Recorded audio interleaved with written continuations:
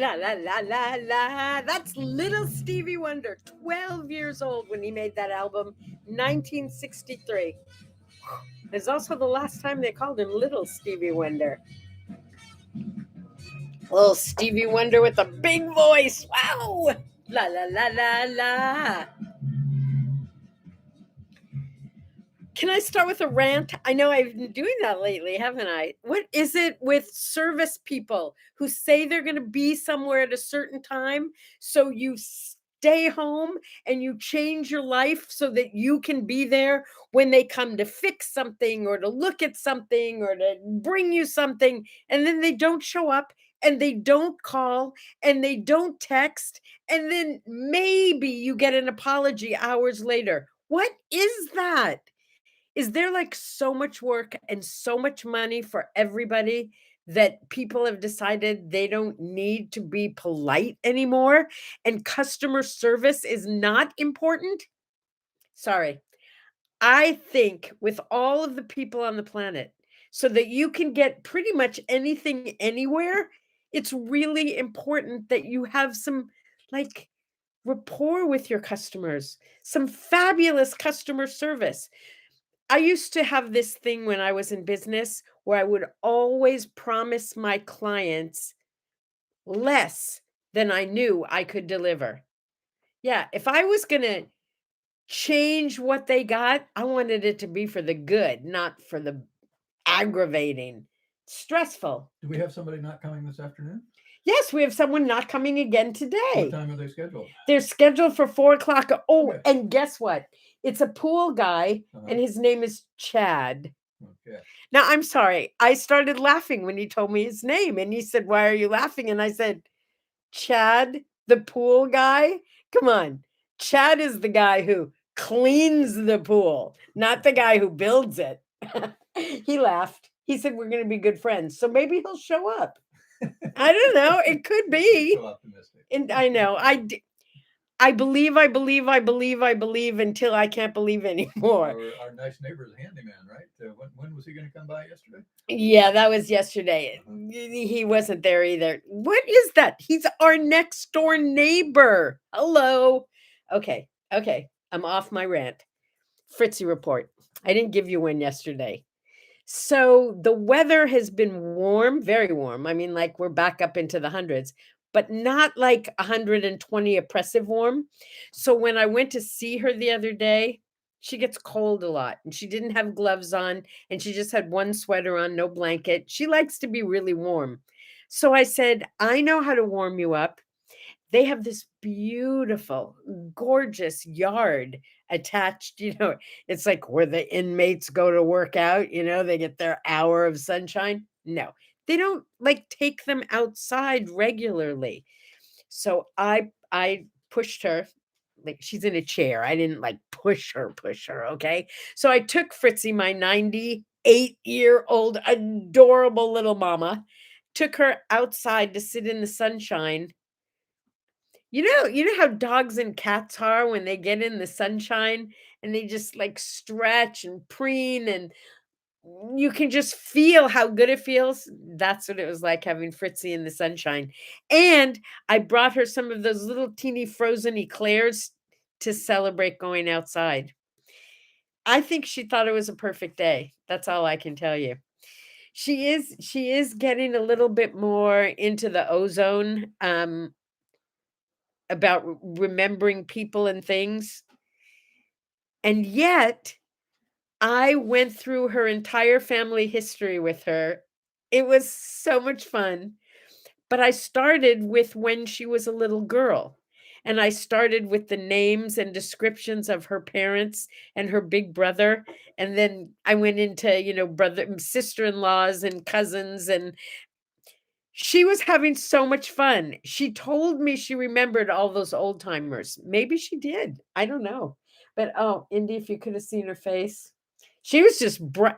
When I talked about her mommy and her daddy, she's like any other little kid talking about her mommy and her daddy. It was really cool. On a personal note, I'm driving up to LA tomorrow. Just for the day. I know. It's a lot of driving, but I'm going just for the day because my grandson is starting the 5th grade on Thursday, and I want to be there on the last day of his summer. We're going to go out for he doesn't know, so don't tell him, okay? We're going out for a very special lunch, just the two of us. And then this is going to be cool. We're coming home because at 2 o'clock California time, the World Series, the Little League World Series is on. And we're going to be watching because representing Torrance, California. I think it's the finals. It's like so exciting. This is like Little League all over the world, and these are all of his friends there. He lives in Torrance? He lives in Torrance. I didn't say that. Okay. Oh, now it's clear, isn't it? Yeah.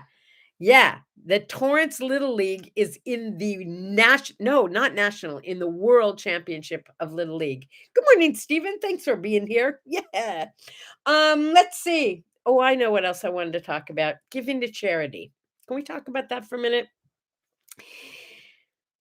So today at around 9:30, there's a truck coming to pick up 2 beds that we have in the garage that are taking up all of my parking space. They're gorgeous beds. We're never going to use them. They're from my other house. So we're donating them. And I was thinking, well, if we're going to clear out the garage, there is some other stuff we could donate. We were gifted and we enjoyed over 500 CDs. Every kind of music you can imagine. I mean, like every kind of music and lots of it. Except, we've got that Alexa and she's all over the house, you know what I mean? Yeah, and Google. So we don't really listen to CDs anymore. So time to give them up. Where'd you get all those CDs? A friend of mine, her brother was an attorney for one of the music companies. So he had like sample CDs. So that's so they're all like tons of them. The company? What was it called? Rhino Records? No, I think it was Capitol Records. No, Rhino was where Donnie worked. Oh. And Neil. This was like not remakes. This was like it was a big company. Well, no, yeah, but Rhino's big, but Rhino is remakes mostly. Oh. Anyway, so I called them up and I said, while you're sending the truck out, we have like 6 boxes of CDs. Do you want those? And she said, well, hold on just a minute. And she came back on and she said, yeah, no, you keep those. We don't want those. Nobody buys those anymore. Really? Everybody can afford to, I don't know. I didn't want to argue. So I called another place and said, I have 6 boxes of CDs, most of them new, a lot of them still in the wrappers. Would you like them? Thinking I was doing a nice thing. Anyway, it took me, what would you say, Indy, a half an hour to find a place that would take them? You were on the phone, yeah. Yeah, at least a half an hour until I finally found somebody who said, oh, yeah, we'll come pick them up. So Saturday, they're going to come pick them up. I didn't want to lift those heavy boxes. I did that yesterday. Not a good idea for my back. No, not a good idea. Oh, there I go again, looking for my glasses.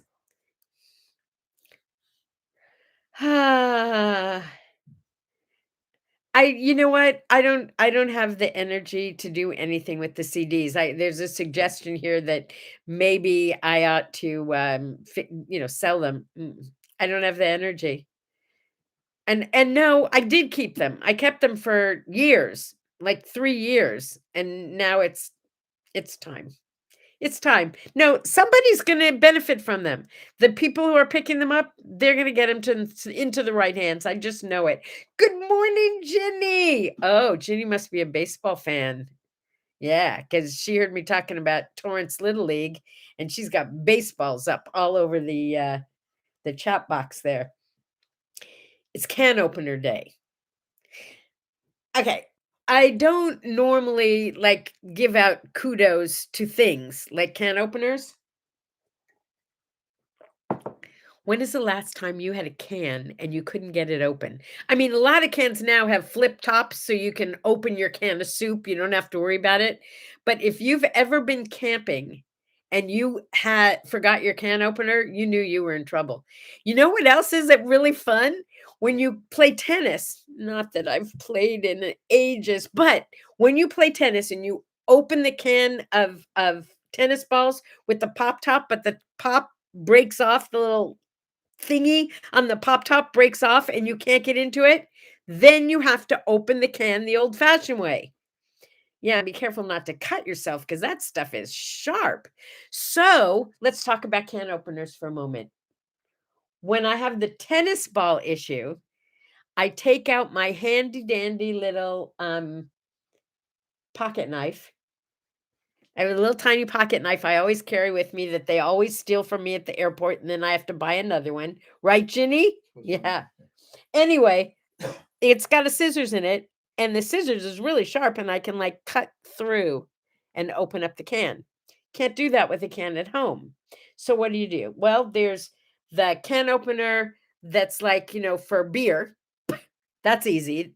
I mean, how do you improve on something like that? And then there's the can opener, like, do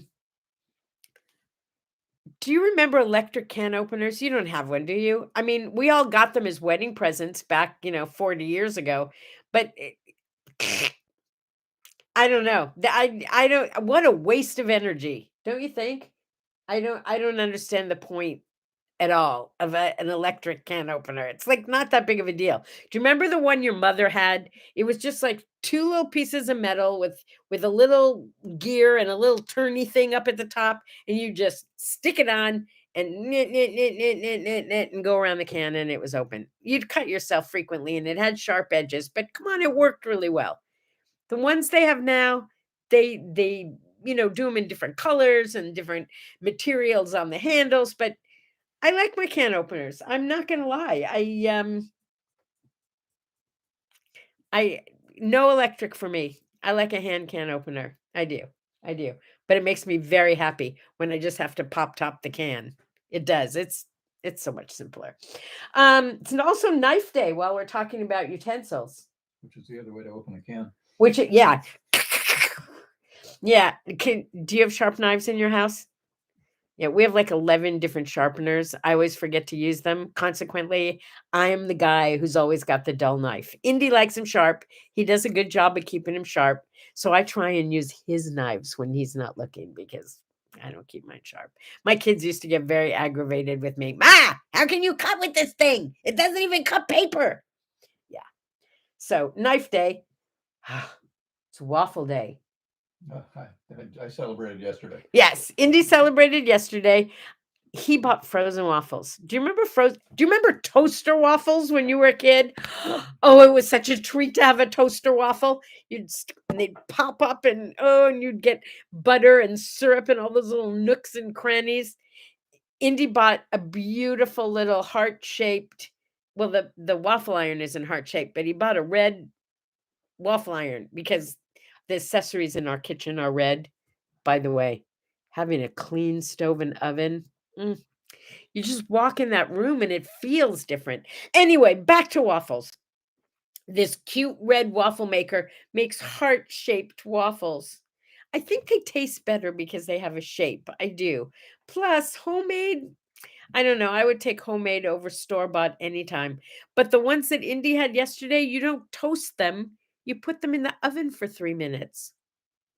Yeah. They're very crispy. I was watching him eat them. I did not have any because it wasn't waffle day yesterday. He kind of broke the rules, if you know what I mean. Yeah. I was eager to celebrate. Oh, well, yeah, because there weren't lines of people celebrating, so you could just have your own celebration. Do you know why it's waffle day tomorrow? I mean, today? I'm going to have to be on the fence about that one. Yeah, I'm going to waffle on the answer. You're going to waffle on the answer? Well, it's because the waffle iron was invented by Cornelius somebody or other back in 1869 on this very day. That's funny. Yeah. So happy Waffle Iron Day to all of you. It's also Shooting Star Day, and it's a perfect day to complain about the weather. Let's talk about Nike and running shoes for a moment. Nike and running shoes? Yeah. You know how they made the first soles for Nike running shoes? Tires? With a waffle iron. Are you serious? Yeah. You know the shape of the soles on running shoes? That's where they came from. They poured the rubber into a waffle iron. I did not know that. Yeah. I did not know that. I think that's true. Wow.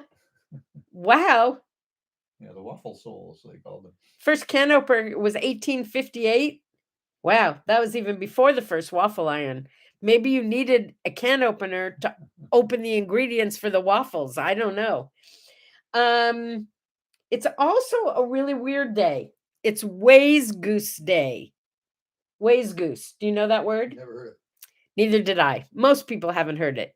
Ways Goose Day refers to the day that the master printers in printing companies had a end of summer party for the printers because it meant that starting up pretty soon, they were going to have to work by candlelight in the morning because the sun wasn't going to be up.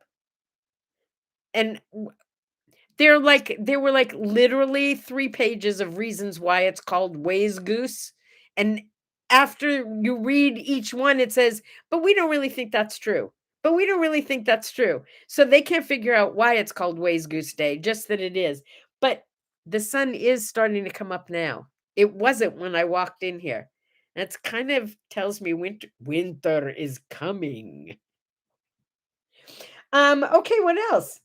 Marty Matlin's birthday. She wasn't born till 1965. She's the first deaf woman to win an Academy Award. Good actress. And I put her in here because my Chicago friends, she grew up in Morton Grove, Illinois. There you go. So she's a neighbor of yours. Let's see. By the way, in yes. 1971, Yeah. who was this? Bill Bowerman was having breakfast with his wife one morning when he noticed the grooves in the waffle iron she was using would make an excellent mold for a running shoe. He was a track and field coach looking to make shoes lighter. And so the first pair of Nikes was actually the waffle trainer. Wow. Okay, wait. Check this out. That's awesome. Pouring urethane into a waffle maker. Yeah, going from there. Experiment, my friends. You may become Nike rich. Just do it. Good article in Popular Did you see what I did there? What? Just do it. Just do it. Yeah. How a dirty old waffle iron became Nike's holy grail. Wow. Yeah. Wow. There you go. More reasons to celebrate the waffle iron than I even imagined. Okay, so this one cracked me up. Wait. They didn't all come out well though. Yeah, just like your waffles don't all come out right. Neither did the shoes, apparently. Okay, this cracks me up. You ready for this one, Indy?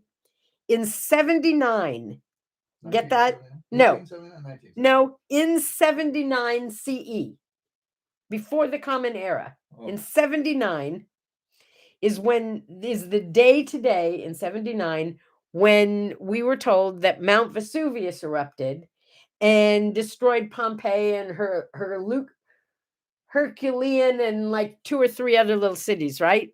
Okay, whatever. But now they're telling us, no. It wasn't in August. It was around the middle of October. Now, my question is, I have 2 questions. How do they know? Like what? They found Halloween costumes in the ruins, so they knew it was closer to Halloween? And two, who cares if it was in August or October? It happened in 79 CE. It's not like it's going to change anything for us. Isn't that also AD? It was BC and AD when we were growing up, right? Oh, now it's CE, Common Era. Yeah, BCE. And before the Common Era. Yeah, but BC before stood for? Oh, before Christ. Yeah, and AD? After... It was Latin. Anima Domini. Anno Domini. I was close. You were. Anno Domini after Christ. Domini, it's in okay, so now it's BC and BCE. That takes it away from the Christian. Got it. So it includes everybody. My people, your people, all people. Ta-da! In the Common Era, though, isn't it? Yes. This era is so common. It's so common. Yeah. It's so common. Anyway, I thought that was really funny that they were fighting over August or October about something that happened several years ago. Yeah, more than a week, like way more. Oh, and this was interesting. We grew up thinking there was Mercury, Venus, Earth, Mars, Saturn, Jupiter, and Pluto, and Earth. Uranus. And Uranus. 9 planets? Yeah. 9 planets. Got those? Okay, but apparently Pluto is not any longer considered a planet. Yeah. It's considered, get this, and I hope those of you who are my size are not offended. It's called a dwarf planet. It's not even got planet status anymore. In 2006, it was demoted. I think that is unfair. I think that is unfair to take something that was already celebrated as a planet and demote it. It didn't do anything bad. Let's take to the streets with protests. Yes. Bring back Pluto. Bring back Pluto. Bring back Pluto. Yeah. Yeah. Popular policy. Little planets rule. Big planets drool. There you go. Speaking of drooling and being demoted, whoa, big time demoted. First of all, we got a governor in New York who was big time demoted yesterday. And his little dog too. And his little dog Toto. But wait, Pete Rose on this day in 89. I actually remember it because I remember thinking, wow, he got caught. I'm sure there's lots of guys who do this, but this guy got caught. Pete Rose was banned from baseball for betting on games. And I was thinking, well, who cares if he bets on a baseball game? He's a baseball player. He wants to win and he wants to bet that he's going to win. And then I thought, oh, but wait a minute. What if he bets that his team is going to lose and he blows the game for his team? Yeah, he throws the game, not blows the game. I guess you could do both. You could blow it and that would throw it, right? But all of a sudden I realized, yeah, that's cheating. That's cheating. You can't really do that. Do you think he'll get reinstated to the Hall of Fame? Did he? Do you think he will? I think he did, didn't he? I wouldn't bet on it. Could you check? I think he did. I think he was pardoned or something. Pete Rose get reinstated into the Hall of I love having someone next to me who can fact check while we're talking. Yes, Ginny, raise the flag. We want Pluto. Here's something I didn't know. In the War of 1812, but in 1814, so I guess it was a really long war, the British burned the Capitol building and the White House. Did you know that? I did not know that. Shame on you, British people. How could you do that? There's so many of you living here now. Doesn't that make you feel bad? Makes me feel bad. It's like we hold... Okay, I won't get into it, but bad. Shame on you. Yeah. Those are special places. In 2008, not that long ago, the Summer Olympics were in Beijing. And when I first read the numbers, I was shocked. It said it was the most watched event in history. Because get this, over 5 billion people, 5 billion people watched the Olympics. And I'm thinking 5 billion people all turn on their TVs at the same time, and they're all watching the Summer Olympics at the same time. 5 billion. That's quite an audience. Yeah, no wonder they charge so much for the commercials. And then I found out that no, that was for the whole 10 days or whatever it is of the Olympics. And the most people who tuned in at any one time was just 3.1 billion people. That's crazy. I mean, I'm happy when there are a dozen of you with me here. 3.1 billion people a day. That's cray-cray. That's 70. The 5 billion number is 70% of the world population. Yeah. The Summer Games, the Summer Olympic Games in London in 2012 brought in 3.6 billion. That's such a big number. Jeez. Any Pete Rose information you want? Yes. Well, In spite of our last president making an appeal for him to be forgiven, saying that he thinks that things like stealing and cheating and so Okay, forth, okay, no don't big get deal. political on me. Well, that's Okay, that, but that that's was, what he said. and so he's and Rose petitioned for reinstatement in 2020. There was another scandal involving people stealing signs and so forth, and so he petitioned to be reinstated, saying that others do bad things too, and so he should. Plus, he didn't think that lifetime ban meant that he would never be able to get into the Hall of Fame. So he's not in. He's not. He's not in. I guess he was pretty bad guy. He's still a cheater, and he's only Yeah, sort of no, bad as cheaters say. yes, I understand. I understand. I get it. I get it. Pete Rose, shame, shame, shame on you. Still, all these years later. Let's get into the musical interlude, shall we? We already did little Stevie Wonder. So in 1943, that's before my time, the Tommy Dorsey Band had a singer with the band. He wasn't off on his own. He was the singer for the band. And do you know who he was? Because Tommy Dorsey Band with their lead singer had the #1 hit that year. It was called In the Blue of the Evening. Who would have been singing with Tommy Dorsey? Male singer? Male singer. Oh gosh, somebody like Bing Crosby or something. Somebody like Bing Crosby. It was Frank Sinatra. Okay. That was his big thing. Is he sang with the Tommy Dorsey Band.